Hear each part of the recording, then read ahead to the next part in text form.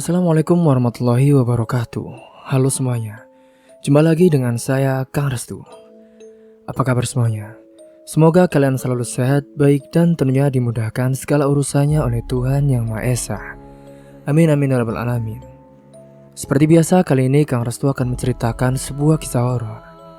Dan sebelum masuk ke ceritanya, bagi kalian yang belum subscribe, jangan lupa klik tombol subscribe-nya, klik lonceng notifikasinya serta like video ini, agar kalian tidak ketinggalan cerita-cerita menarik dari channel ini. Oke, terima kasih. Dan langsung saja tanpa berlama-lama lagi, bagaimana kisahnya? Ini dia ceritanya. Langit sore itu berwarna abu-abu kelabu. Gerimis tipis membasahi tanah, menciptakan aroma khas yang menguar di udara.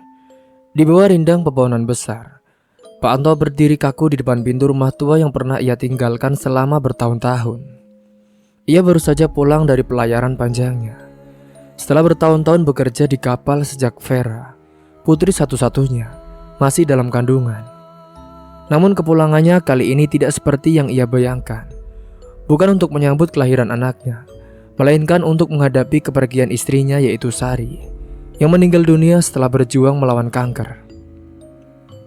Pak Anto pun saat itu menghela nafas, seolah menahan beban berat di dadanya.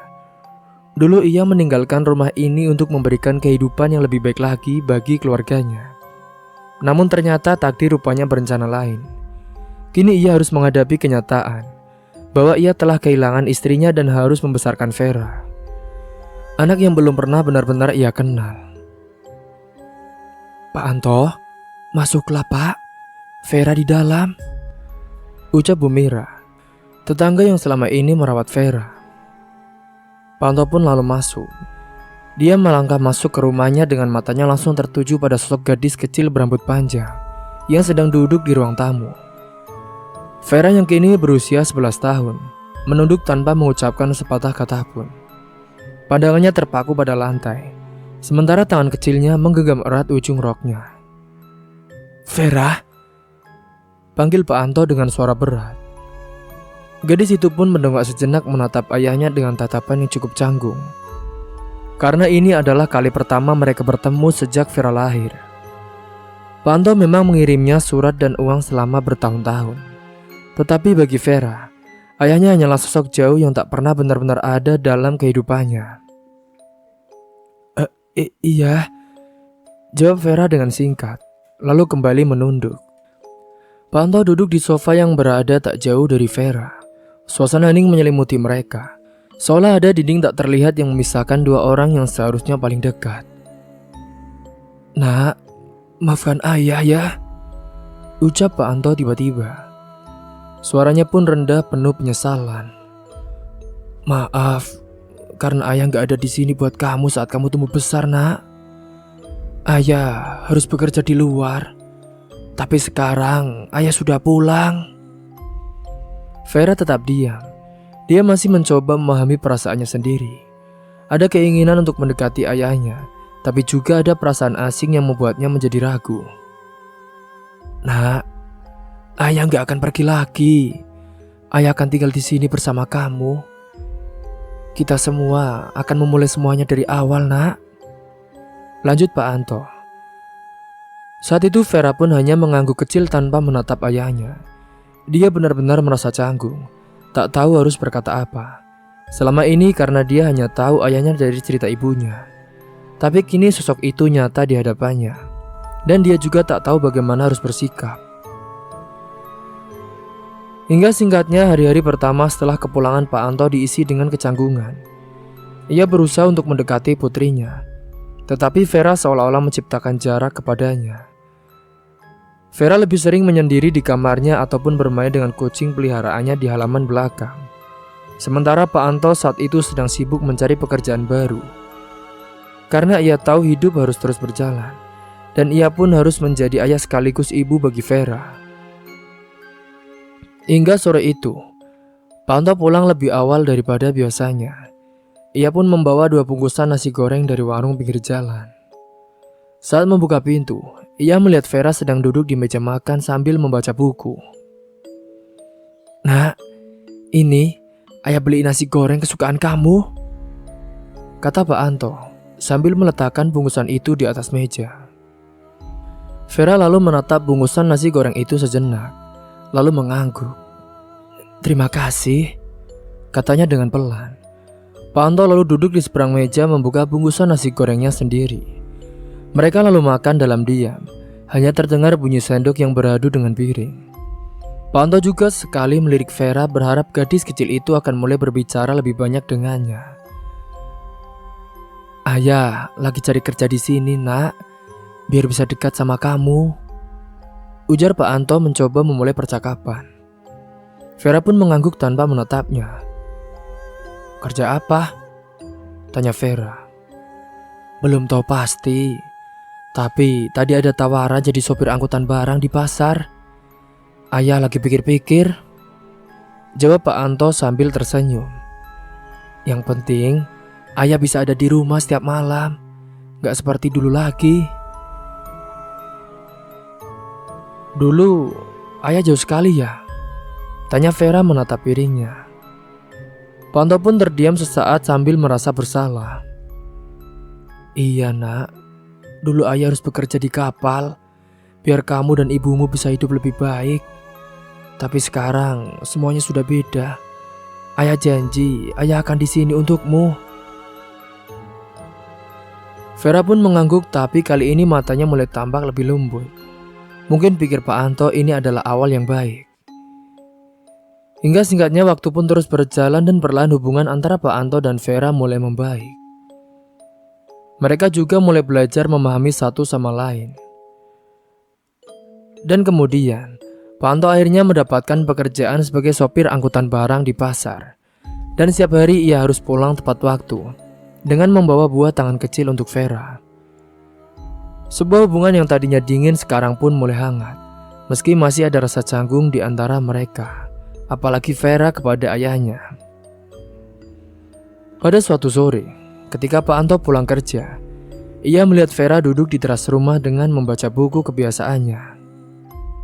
"Nak, ayah sudah pulang." Vera pun langsung menutup bukunya dan menatap ayahnya. "Ya, ayah pasti capek ya?" "Sedikit, tapi gak apa-apa kok, Nak. Yang penting ayah bisa pulang ke rumah dan lihat kamu." "Ya sudah, kalau gitu aku pingin teh dulu ya." Vera pun masuk ke dalam rumahnya untuk membuat teh bagi ayahnya. Pak Anto memperhatikan anaknya yang semakin tumbuh dewasa. Ada rasa bangga dan haru yang bercampur dalam dirinya. Ketika Vera kembali dengan 2 cangkir teh, Pak Anto pun lalu berkata, "Terima kasih. Ayah senang bisa berada di sini untukmu." Hari-hari berlalu dan perlahan suasana rumah Pak Anto dan Vera mulai terasa lebih nyaman. Pak Anto kini bekerja sebagai sopir angkutan barang di pasar, berangkat pagi-pagi buta dan juga sering pulang menjelang malam. Vera di sisi lain menjalani rutinitasnya seperti biasa, pergi ke sekolah setiap pagi, pulang siang dan mengerjakan tugas-tugas rumah di sore hari. Meski awalnya masih terasa canggung, hubungan antara Pak Anto dan Vera terus membaik. Mereka mulai lebih sering berbincang, meski kadang hanya tentang hal-hal sederhana. Ada momen-momen kecil yang membuat kedekatan mereka terasa semakin hangat. Hingga singkatnya suatu pagi saat mereka sedang sarapan bersama di meja makan, Pak Anto menyadari betapa Vera kini lebih sering tersenyum di depannya. "Gimana sekolahnya, Nak? Kamu sudah mulai betah? Apakah lancar?" tanya Pak Anto sambil menyeruput kopi. Vera mengangguk sambil mengunyah roti bakarnya. "Iya, sudah ya. Tadi minggu kemarin ada ulangan matematika dan aku dapat nilai 9. Pak Anto tersenyum bangga. "Wah, hebat. Ayah bangga sama kamu, Nak. Terus semangat ya belajarnya. Kalau ada yang kamu butuh, ayah pasti bantu." "Terima kasih ya," jawab Vera dengan senyum tipis. Percakapan sederhana itu menjadi bagian dari rutinitas harian mereka. Vera mulai lebih terbuka, sering bercerita tentang kegiatan di sekolah ataupun teman-temannya. Sementara Pak Anto mendengarkan dengan sabar. Sehari itu setelah pulang sekolah, Vera pun duduk di meja belajarnya sambil memeriksa beberapa tugas. Matahari sore masuk melalui jendela, menyinari kamar kecilnya dengan lembut. Vera sudah mulai terbiasa dengan hidup bersama ayahnya. Meski perasaan canggung masih sesekali muncul, terutama karena mereka baru saja saling mengenal. Tetapi Vera sudah merasa nyaman. Di tempat lain saat itu Pak Anto sibuk dengan pekerjaannya. Hari itu adalah salah satu hari yang panjang baginya. Pasar sedang ramai karena ada kiriman besar, dan ia pun harus bolak-balik mengangkut barang hingga malam tiba. Ketika malam mulai merayap, Pak Anto akhirnya bisa menghela nafas dengan lega. Ia menyeka keringat di dahinya dan bersiap untuk pulang. Waktu sudah menunjukkan pukul jam 9 malam ketika Pak Anto membuka pintu rumahnya dengan langkah yang lelah. Rumah itu pun sunyi. Hanya terdengar suara detak jam dinding yang teratur. Pak Anto berjalan pelan menuju dapur, meletakkan tas dan jaket bekerjanya di atas meja, lalu mengambil segelas air putih untuk menghilangkan dahaganya. Sambil minum, matanya melirik ke arah kamar Vera. Pintu kamarnya sedikit terbuka, menandakan bahwa gadis itu sudah pulang dan mungkin sudah tertidur. Pak Anto lalu melangkah ke sana, berdiri di depan pintu dan mengintip ke dalam. Benar saja saat itu Vera sudah tertidur dan lelap di atas tempat tidurnya, dengan selimut yang setengah menutupi tubuhnya. Pak Anto juga tersenyum kecil, merasa lega melihat putrinya dalam keadaan baik-baik saja. Ia ingat dulu ia jarang bisa melihat momen seperti ini. Momen ketika ia bisa mengawasi anaknya tidur dengan tenang di rumah. Kehidupan di laut memang membuatnya jauh dari keluarga, dan kini ia merasa ada kesempatan untuk memperbaiki semua itu. Namun di balik rasa lega itu, ada perasaan lain yang muncul. Sesuatu yang sulit untuk dijelaskan, yaitu sesuatu yang membuat hati Pak Anto terasa sedikit tidak nyaman. Ia lalu menggelengkan kepalanya, mencoba mengusir pikiran-pikiran itu dan menutup pintu kamar Vera dengan pelan. Pak Anto kemudian melangkah ke kamarnya sendiri. Setelah mengganti pakaian, ia berbaring di tempat tidur dan menghela nafas panjang. Pekerjaan hari itu benar-benar sangat melelahkan, tetapi ada perasaan kepuasan tersendiri karena bisa pulang dan merasakan kehangatan rumah. Meskipun kesunyian malam seringkali membuat pikirannya melayang kemana-mana, Pak Anto ini selalu berusaha fokus pada apa yang penting. Hingga singkatnya sudah beberapa bulan berlalu sejak kepulangan Pak Anto ke rumah dan kematian istrinya. Hari-hari terasa penuh rutinitas. Bekerja sebagai sopir angkutan barang di pasar, pulang larut malam dan menjalani kehidupan baru bersama Vera. Meskipun hubungannya dengan Vera perlahan membaik, ada sesuatu di dalam diri Pak Anto yang tetap terasa kosong. Rasa sepi itu semakin membesar setiap kali ia pulang dan mendapati rumah dalam keadaan sunyi. Apalagi ketika Vera sudah tertidur. Tidak ada lagi sosok Sari yang dulu menemaninya, membuatnya merasa tenang setelah seharian bekerja. Pak Anto merasakan ada sesuatu yang hilang dalam hidupnya. Di balik usahanya untuk menjadi ayah yang baik, kadang ada malam-malam ketika dia merasa lelah dan ingin melarikan diri dari beban pikiran. Rasa kesepian itu pun terus menghantui-nya, mengingatkan akan masa-masa mudanya ketika masih bekerja di pelayaran dulu. Dulu saat masih berlayar dari pelabuhan ke pelabuhan, ia pernah menikmati hidup bebas, jauh dari tanggung jawab keluarga. Di tiap tempat yang ia singgahi, dia selalu bermain-main, memuaskan nafsunya sendiri. Saat itu ada klub malam yang siap menyambutnya, tempat di mana ia bisa melupakan sejenak semua masalah. Malam itu setelah menyelesaikan pekerjaannya di pasar, Pak Anto merasakan dorongan kuat untuk kembali ke kehidupan lamanya. Ia lalu berhenti di sebuah klub malam yang berada tak jauh dari pasar. Ia saat itu ke sana ingin memuaskan hasrat nafsunya. Klub itu penuh dengan musik keras dan lampu warna-warni yang berpendar di tengah keramaian. Pak Anto pun ragu sejenak di depan pintu. Tetapi rasa lelah dan keinginan untuk melarikan diri dari kenyataan membuatnya melangkah masuk. Sudah lama sekali nih, gumamnya pada diri sendiri ketika memasuki ruangan yang gelap dan penuh asap rokok. Di dalam suasana sangat berbeda dari kehidupan yang ia jalani setiap hari. Para pengunjung berpakaian rapi dan berdandan mewah serta seksi. Minum-minum, tertawa dan menari tanpa peduli dengan dunia di luar sana. Pak Anto merasakan getaran nostalgia saat ia memesan segelas minuman keras di bar. Ia pun saat itu sudah mabuk erat. Ia lalu dihampiri oleh seorang wanita yang diajak untuk bersenang-senang. Hingga tak terasa Pak Anto pun terbujuk rayuan sesat oleh wanita itu. Dia memuaskan semua hasrat nafsunya di dalam klub malam itu. Hingga singkatnya setelah selesai, Pak Anto pun merasa kelelahan.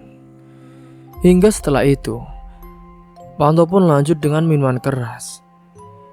1 gelas lalu 2, hingga tak terasa Pak Anto sudah mulai mabuk. Pikirannya mulai melayang mengingat masa lalu ketika ia hidup tanpa beban, tanpa tanggung jawab besar di pundaknya. Ia menikmati setiap tegukan minuman yang membuat pikirannya terasa ringan.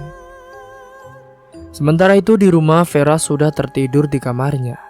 Malam itu seperti biasanya, ia tidur lebih awal karena kelelahan setelah seharian bersekolah dan mengerjakan tugas-tugasnya. Ia tak tahu bahwa ayahnya sedang berada di tempat yang berbeda dari biasanya.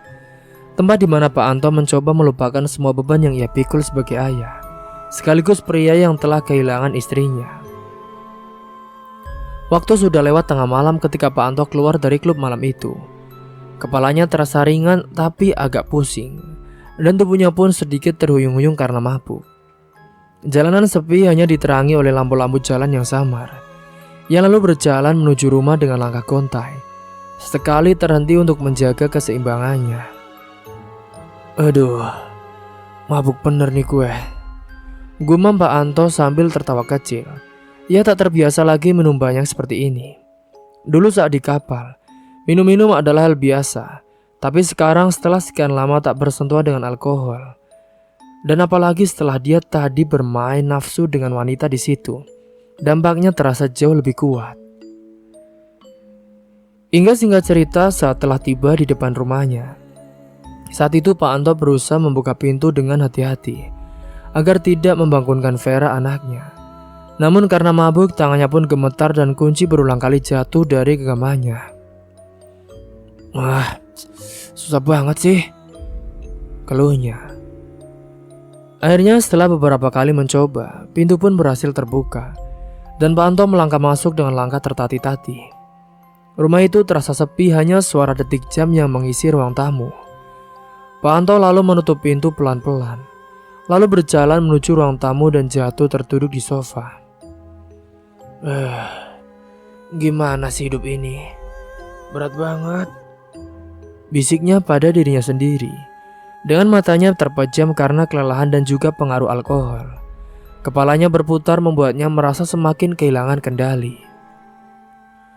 Sementara saat itu, di dalam kamarnya Vera masih tertidur dengan lelap. Tak menyadari bahwa ayahnya baru saja pulang dalam keadaan mabuk. Kamar kecilnya tenang ditemani hanya oleh cahaya bulan yang masuk melalui jendela. Vera memang sudah terbiasa dengan ayahnya pulang larut malam. Tetapi malam ini berbeda. Pak Anto pulang dengan perasaan yang kacau balau, dipenuhi oleh rasa bersalah yang bercampur dengan kenikmatan sementara dari alkohol. Setelah beberapa saat duduk di sofa, Pak Anto pun mencoba berdiri, tetapi kakinya lemas. Tubuhnya terhuyung-huyung dan hampir jatuh ketika ia berjalan menuju dapur untuk mengambil air. Saat ia membuka kulkas, tangannya gemetar, dan segelas air pun tumpah di lantai. Pak Anto mendengus dengan kesal tapi terlalu mabuk untuk peduli. Aduh, berantakan deh ini, gumamnya, lalu meneguk sisa air dari gelas. Setelah itu dengan langkah berat Pak Anto pun berjalan menuju kamarnya. Ketika ia melewati kamar Vera, pintu kamar putrinya sedikit terbuka. Ia berhenti sejenak menatap pintu yang terbuka itu dengan mata setengah sadar.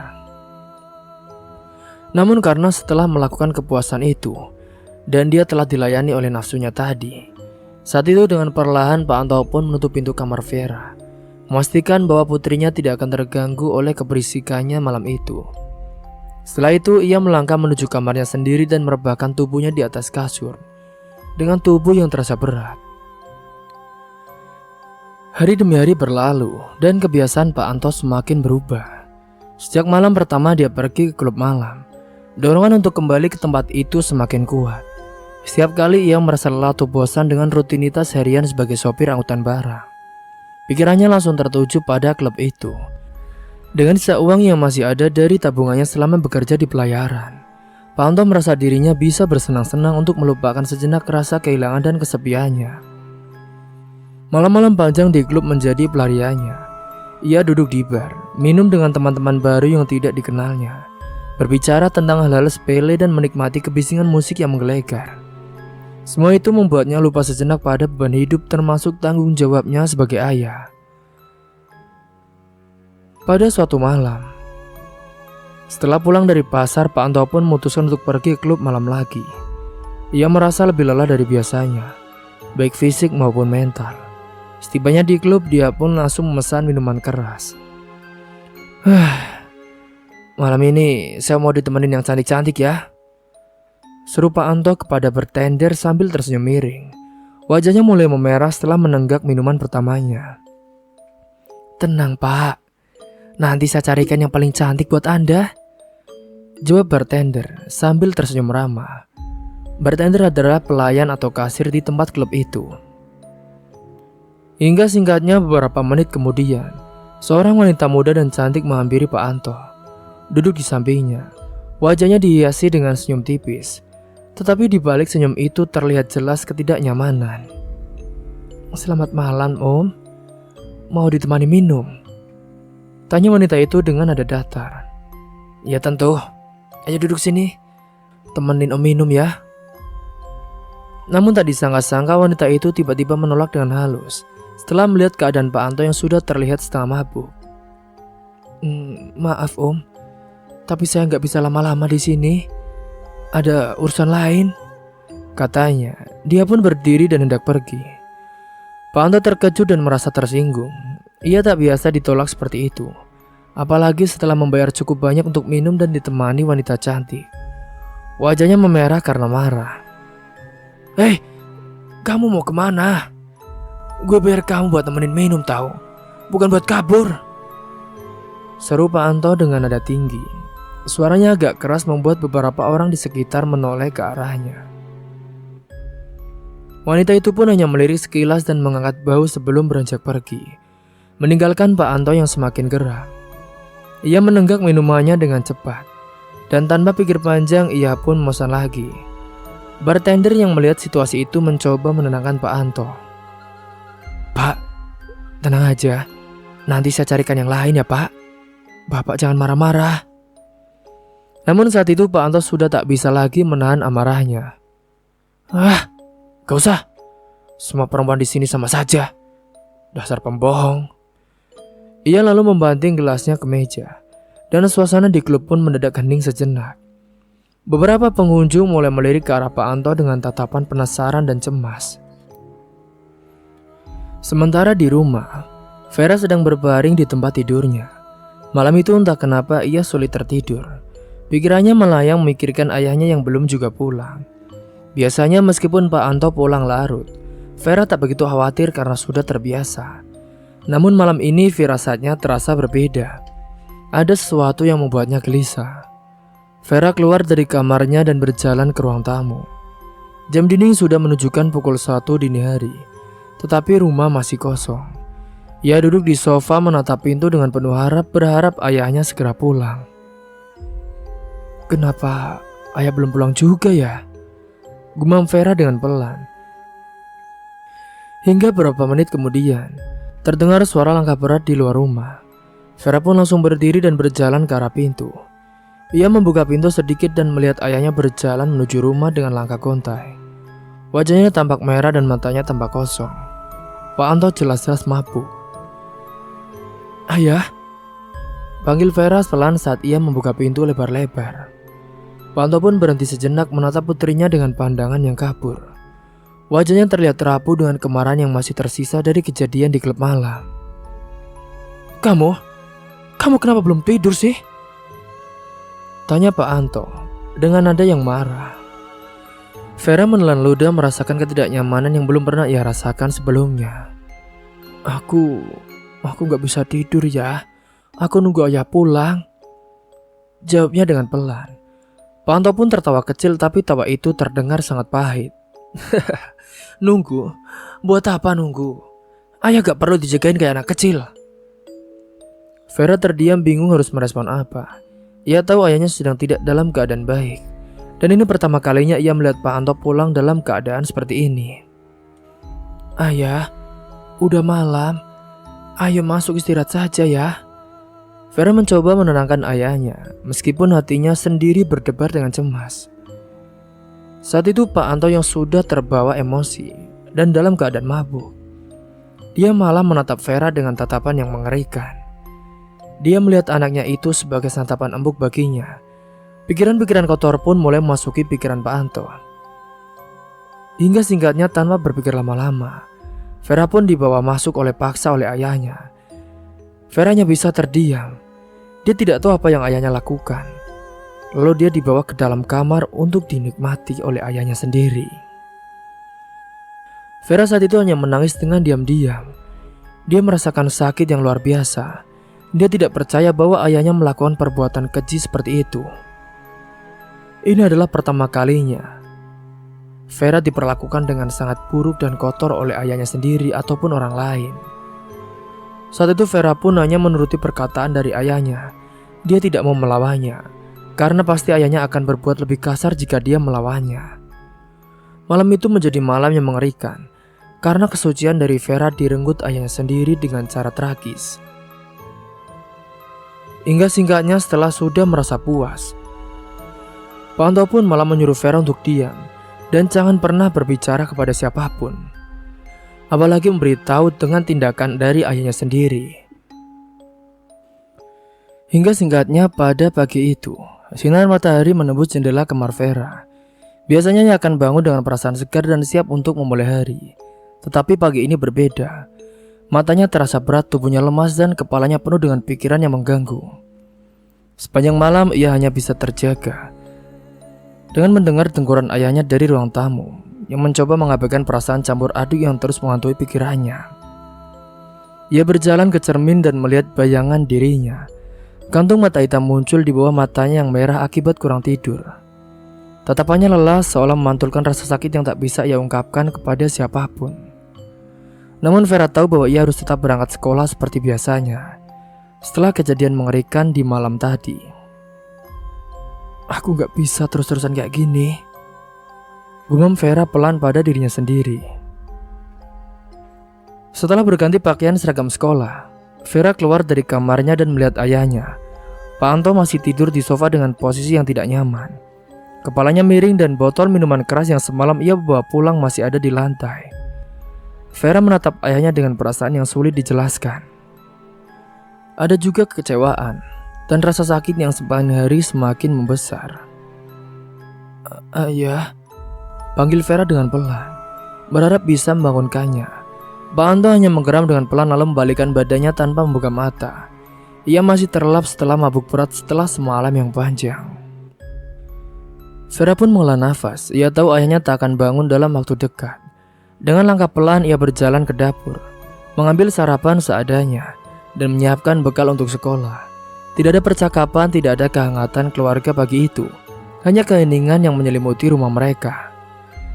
Di sekolah suasana tidak jauh berbeda meskipun Vera mencoba berbaur dengan teman-temannya. Ia merasa ada sesuatu yang tidak sama. Ia tersenyum tapi senyum itu tidak pernah mencapai matanya. Teman-temannya berbicara, tertawa dan bercanda seperti biasa. Tetapi Vera hanya menjadi penonton dari jarak jauh. Vera, kamu kenapa? Kok kamu kelihatan capek banget hari ini? Tanya Wulan, sahabatnya, saat mereka sedang duduk di kantin pada jam istirahat. Vera terdiam sejenak mencoba mencari alasan. Enggak kok Lan, cuma aku gak bisa tidur aja semalam. Jawabnya dengan berbohong dan juga tersenyum dengan tipis. Wulan memperhatikan kantung hitam di bawah mata Vera dan raut wajahnya yang pucat. Kamu beneran gak apa-apa? Kalau ada masalah, cerita aja Ver, aku dengerin kok. Vera hanya menggelengkan kepalanya. Aku baik-baik saja Wul, cuma lagi stres dikit, banyak tugas di rumah. Wulan tampak ragu tetapi ia tidak memaksa Vera untuk bercerita lebih jauh. Mereka melanjutkan makan siang mereka dalam keheningan. Tetapi hati Vera masih terasa penuh dengan beban yang tak bisa ia lepaskan. Sementara itu di rumah, Pak Anto akhirnya terbangun sekitar siang hari. Kepalanya masih terasa berat karena mabuk dan perbuatan yang dilakukan semalam. Tetapi ia sudah terbiasa dengan perasaan itu. Ia lalu duduk di sofa mengucuk matanya lalu menatap sekeliling rumah yang berantakan. Hingga singkatnya setelah beranjak dari sofa, Pak Anto menuju kamar mandi, membersihkan diri dan bersiap untuk menjalani hari-hari seperti biasa. Meski kebiasaannya mabuk semakin sering, ia selalu memastikan bahwa tak ada tetangganya yang curiga. Di hadapan orang-orang, Pak Anto tetap tampil sebagai ayah tunggal yang bekerja keras untuk menghidupi putrinya. Tetapi di luar rumah, Pak Anto tetap berusaha bersikap normal. Ketika berpapasan dengan tetangga, ia pun selalu menyapanya dengan ramah. "Pak Anto, apa kabar? Lihatnya sekarang sering pulang malam ya Pak. Sibuk banget pasti," sapa Bu Yanti, tetangga sebelah yang sering memperhatikan aktivitas Pak Anto. Iya begitulah Bu. Kerjaan gak ada habisnya. Biar Vera bisa hidup enak kan Bu?" jawab Pak Anto dengan senyum lebar, meskipun hatinya terasa kosong. Singkat cerita, malam itu setelah bekerja seharian di pasar, Pak Anto sekali lagi menuju klub malam favoritnya. Kali ini ia sudah terbiasa dengan suasana gaduh dan dentuman musik yang memekakan telinga. Dengan cepat ia memesan minuman seperti biasa dan menikmati sensasi alkohol yang mengalir di tubuhnya. "Aduh, ini baru hidup," gumam Pak Anto, memandang sekeliling ruangan yang dipenuhi orang-orang yang bersenang-senang tanpa peduli pada dunia luar. Namun di balik senyuman sinis dan gelas minuman di tangannya, ada sesuatu yang terasa hampa. Setiap kali ia minum, ada saat-saat ketika ia merasa kehilangan. Tetapi ia tidak ingin mengakuinya. Mabuk sudah menjadi kebiasaan pelarian yang tampak lebih mudah daripada menghadapi masalah di rumah. Sementara itu di rumah, Vera duduk di meja belajarnya, mencoba fokus pada buku-buku pelajarannya. Namun pikirannya terus melayang kepada ayahnya. Malam ini ia tahu ayahnya tidak akan pulang dalam waktu dekat. Dan setelah ia pulang, pasti bisa jadi dia akan meminta jatah seperti biasanya untuk menyetubuhi tubuhnya. "Kenapa ayah gak mau berubah ya?" pikir Vera dengan menatap kosong ke arah buku yang ada di depannya. Meskipun Vera tidak mengerti sepenuhnya apa yang terjadi pada ayahnya, ia tahu bahwa sesuatu telah berubah sejak ibunya meninggal. Ayahnya yang dulu penuh perhatian dan selalu ada untuknya, kini lebih sering menghilang, mabuk, dan pulang dalam keadaan marah atau kecewa. Dan bahkan lebih mengerikannya lagi, dia sering meminta jatah kepada anaknya sendiri untuk memuaskan nafsu batinnya. Jam pun terus berdetak dan malam semakin larut. Vera berusaha keras menahan kantuk. Meskipun hatinya penuh dengan kecemasan, ia terus menunggu ayahnya pulang berharap ada perubahan. Tetapi malam-malam seperti ini selalu berakhir sama. Singkatnya pukul sudah lewat tengah malam ketika Pak Anto akhirnya pulang. Kali ini ia tidak semarah malam sebelumnya, tetapi tubuhnya masih terhuyung-huyung karena pengaruh alkohol. Pintu depan terbuka dengan suara derak kecil dan Pak Anto melangkah masuk dengan langkah berat. Vera yang belum tertidur mendengar suara itu dan langsung bangun dari tempat tidurnya. Ia berjalan ke ruang tamu dan melihat ayahnya yang terlihat kacau. "Ayah?" Vera memanggilnya dengan suara pelan. Pak Anto pun menoleh tetapi tidak berkata apa-apa. Ia hanya menatap putrinya dengan tatapan kosong sebelum berjalan menuju sofa dan jatuh terduduk. Vera pun mendekatinya perlahan, merasa semakin sedih melihat keadaan ayahnya yang semakin hari semakin memburuk. "Kenapa ayah selalu pulang begini ya?" tanya Vera. Pak Anto terdiam sejenak lalu menghela nafas panjang. Vera, ayah cuma capek. Dunia ini gak adil buat kita. Dan kamu ingat ya, kamu jangan sekali-kali berbicara apapun yang dilakukan ayah kepada orang lain. Ingat, meskipun Pak Anto sering berbuat kasar ataupun melakukan perbuatan keji kepada Vera, Vera selalu mencoba bersikap biasa kepada ayahnya. Hingga malam itu pun berakhir sama seperti malam-malam sebelumnya, dengan keheningan yang menggantung di udara dan perasaan bahwa mereka berdua sedang terperangkap dalam kehidupan yang tak lagi mereka pahami. Hari-hari berlalu tanpa perubahan signifikan dari kehidupan Vera dan Pak Anto. Meskipun Vera berusaha keras untuk menjaga hubungan dengan ayahnya, kebenaran tentang kebiasaan mabuk dan perilaku Pak Anto yang semakin tidak menentu semakin meregangkan jarak di antara mereka. Apalagi perbuatan Pak Anto kepada Vera yang sangat mengerikan dan menjijikan itu, yang sering menyetubuhinya.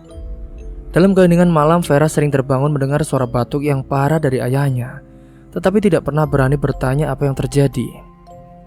Hingga suatu malam, saat Pak Anto pulang dari pasar, ia terjatuh di depan pintu. Vera segera berlari menghampiri ayahnya dan berusaha membangunkannya. Namun Pak Anto terkulai tak berdaya. Saat itu Vera pun memanggil tetangga untuk meminta bantuan. Mereka lalu segera menghubungi ambulan. Dalam perjalanan ke rumah sakit, Vera duduk di samping ayahnya yang tidak sadarkan diri. Hatinya berdebar, ia merasa seolah dunia ini telah hancur. Saat di rumah sakit, setelah serangkaian pemeriksaan, dokter mengumpulkan Vera untuk memberikan hasil tes. Vera duduk di ruang tunggu dengan rasa cemas yang terus menggelayuti hatinya. Maaf Vera, kami telah melakukan pemeriksaan dan menemukan beberapa kondisi yang sangat serius pada ayahmu, ujar dokter dengan nada serius. Dia terinfeksi HIV dan juga menderita komplikasi dari penyakit-penyakit lain yang diakibatkan oleh kebiasaan hidupnya yang tidak sehat, termasuk sirosis hati akibat alkohol. Vera pun terdiam. Semua kenangan indah bersama ayahnya mulai terlintas dalam pikirannya. Namun kini semua itu terasa begitu menyakitkan. Meskipun ia tahu ia diperlakukan dengan buruk oleh ayahnya, tetapi mendengar ayahnya yang penyakitan itu, dia merasakan kesedihan. Apakah ada harapan, Dok? Dokter lalu menggelengkan kepala. Kami akan berusaha semaksimal mungkin ya, tapi kondisinya sangat kritis. Singkatnya saat itu, dengan selang infus yang menempel di tangannya, Pak Anto pun memandang Vera dengan mata yang tampak suram dan lelah. Vera, maafkan ayah ya nak. Selama ini. Mendengar itu air mata Vera pun terjatuh. Ayah, jangan bicara seperti itu. Aku sudah memaafkan semua kesalahan ayah. Vera, ayah juga sudah banyak melakukan kesalahan. Semua yang terjadi ini semua salah ayah.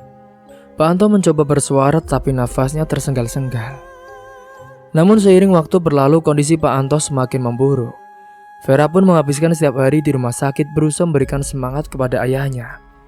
Meskipun di dalam hatinya, ia merasakan perasaan yang begitu campur aduk, antara kesedihan dan juga rasa lega, karena artinya ayahnya tidak akan pernah lagi menyetubuhinya lagi. Hingga singkatnya setelah beberapa minggu perawatan, Pak Anto pun akhirnya mengembuskan nafas terakhirnya di rumah sakit. Vera berada di sampingnya menggenggam tangannya saat dia pergi. Air mata pun mengalir deras di pipinya, mencampur adukan rasa kehilangan dan rasa sakit yang sudah lama ia pendam. Ketika jenazah ayahnya dibawa pergi, Vera merasa hancur. Dia teringat semua kenangan indah dan buruk bersama ayahnya. Vera juga merasa perlu untuk berbagi cerita dan pengalaman pahitnya dengan orang lain. Ia tahu bahwa mungkin orang-orang di sekitarnya tidak mengetahui semua yang terjadi. Tetapi ia memutuskan untuk jujur kepada tetangga-tetangga yang pernah menanyakan kabar ayahnya. Hingga singkatnya sore itu, Vera pergi ke rumah Bu Yanti dan beberapa tetangga dekat lainnya. Dengan bergetar ia mengumpulkan keberanian untuk berbicara. Bu Yanti, Pak Ahmad, semuanya, saya mau bilang sesuatu. Sebenarnya ayah saya, dia sakit. Dia meninggal karena penyakit HIV dan komplikasi akibat alkohol. Sebenarnya aku juga pernah diperkosa oleh ayahku sendiri, Bu. Pak, saat itu ayah pulang dalam keadaan mabuk dan dia marah. Tapi dia malah melakukan perbuatan itu keji. Bahkan perbuatan itu sudah terjadi hampir 1 tahun ini, Bu. Pak. Semua orang terdiam dan terkejut mendengar pengakuan dari Vera. Bu Yanti yang biasanya selalu ceria, dia pun terlihat sangat terkejut. Astagfirullahaladzim. Ya Allah, nak. Kenapa kamu tidak memberitahu kami, nak? Kan kita bisa membantumu. Tetangga-tetangga saling bertukar pandang. merasakan rasa sakit dan kesedihan yang mendalam dari Vera. Mereka tidak menyangka bahwa di balik senyumannya ada banyak cerita yang tersembunyi dan mengenaskan dan juga mengerikan. Hingga singkat cerita, beberapa bulan setelah pemakaman Pak Anto, Vera pun mulai menjalani hidupnya dengan cara baru. Dia bertekad untuk tidak membiarkan pengalaman pahitnya meruntuhkan semangatnya. Dia juga mulai terlibat dalam kegiatan di sekolah dan berusaha mendekatkan diri dengan teman-temannya. Vera juga mulai berbagi kisahnya di komunitas remaja, memberi semangat kepada teman-teman yang mungkin menghadapi masalah serupa. Meskipun perjalanan penyembuhannya masih panjang, Vera berusaha keras untuk menemukan kembali kekuatan dan keyakinan dalam hidup. Saat ini, Vera pun kira-kira sudah berusia kelas 3 SMP atau 15 tahun. Dengan keberanian tekad dan ia melangkah maju ke kehidupan baru, siap untuk mengukir kisahnya sendiri. Kali ini dengan banyak cinta, kejujuran dan juga keberanian, serta melupakan masa lalu yang kelam. Cerita pun selesai. Dan dari kisah ini, semoga kalian bisa mengambil hikmah dan pelajaran. Semoga kalian juga bisa mengambil sisi positifnya dan buang jauh-jauh sisi negatifnya. Mungkin itu saja yang dapat saya sampaikan. Kurang lebihnya mohon maaf apabila ada salah kata ataupun ucapan yang kurang berkenan bagi kalian semua. Sampai jumpa di cerita selanjutnya. Akhir kata, wassalamualaikum warahmatullahi wabarakatuh.